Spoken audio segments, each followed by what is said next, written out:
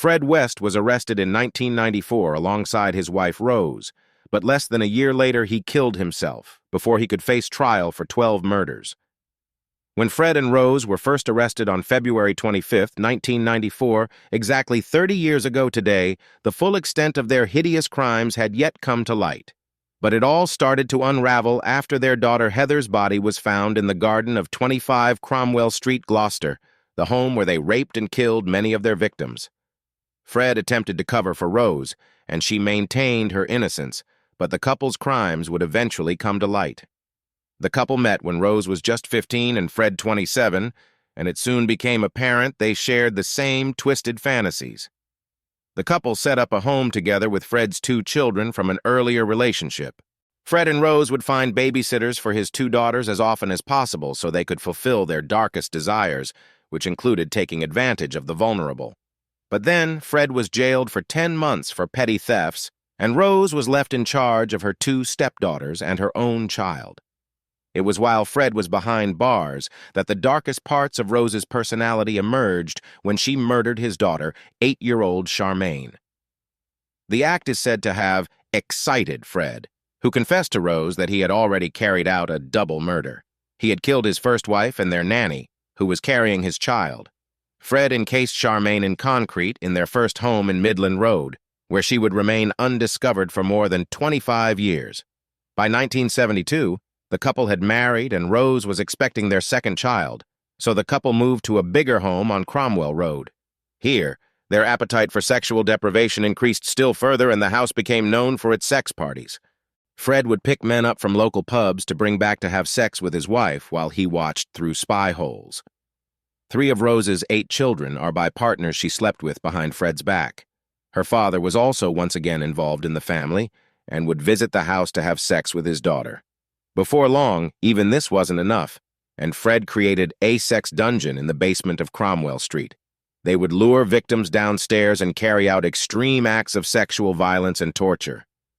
When the couple's depraved actions finally caught up with them in 1994, and police found the bodies in both the home and garden of 25 Cromwell Street, officers made other gruesome discoveries. Along with their victims, Fred and Rose had also buried the tools of their torture. Initially, Fred did everything he could to protect his wife. Before search teams arrived for a second day, Fred made a remarkable confession. He marched into a police station and told officers he was responsible for killing Heather. Experts now believe he was doing this in a desperate bid to stop the police from continuing their search and implicating his wife, Rose, in his sick world of torture and murder. But as police continued their search, more and more bodies were discovered. In a seemingly desperate bid to protect his wife from criminal charges, Fred continued to confess to the murders. He even returned to the home and showed officers where many of his victims were buried. Such was his devotion to his beloved Rose. Fred is even reported to have told his son Stephen just before he handed himself into police, "Look, son, look after Mom and sell the house. I've done something really bad. I want you to go to the papers and make as much money as you can." But police were certain Fred had not acted alone, and then the body of Fred's stepdaughter, Charmaine, from his first marriage to Rena Costello, was discovered in a cellar in another house, where Fred had been a tenant.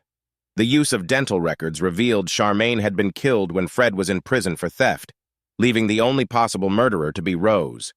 She, too, was arrested and charged with multiple murders, which she denied.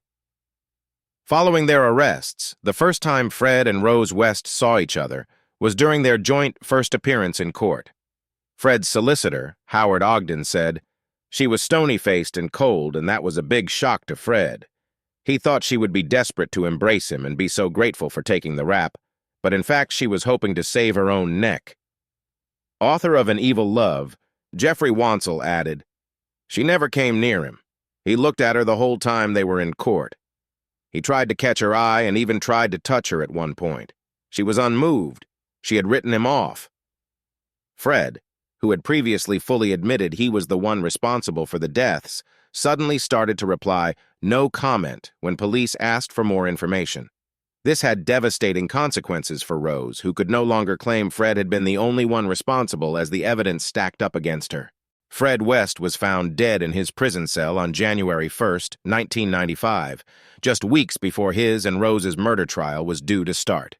His suicide note was a final love letter to his wife and contained his final, horrifying wish.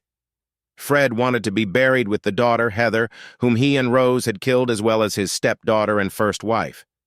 The note read, "Well, Rose, it's your birthday on the 29th of November, 1994, and you will be 41 and still beautiful and still lovely, and I love you. We will always be in love. The most wonderful thing in my life was when I met you. Our love is special to us. So, love, keep your promises to me. You know what they are. Where we are put together forever and ever is up to you. We loved Heather, both of us. I would love Charmaine to be with Heather and Rena. You will always be Mrs. West all over the world. That is important to me and to you. I haven't got you a present, but all I have is my life. I will give it to you, my darling. When you are ready, come to me. I will be waiting for you." Underneath the note was a drawing of a gravestone with the words, "In loving memory, Fred West, Rose West, rest in peace where no shadow falls. In perfect peace, he waits for Rose, his wife." Rather than being devastated her husband was dead, Rose saw this as her get-out-of-jail card.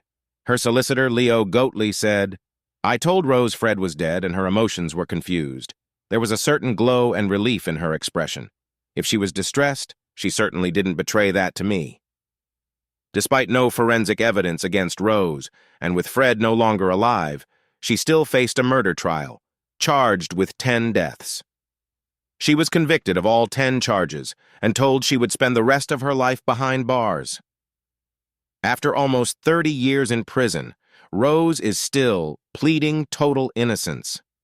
Now aged 70, her lawyer Leo Goatley, who represented her when she was first arrested, has urged her to find redemption by confessing.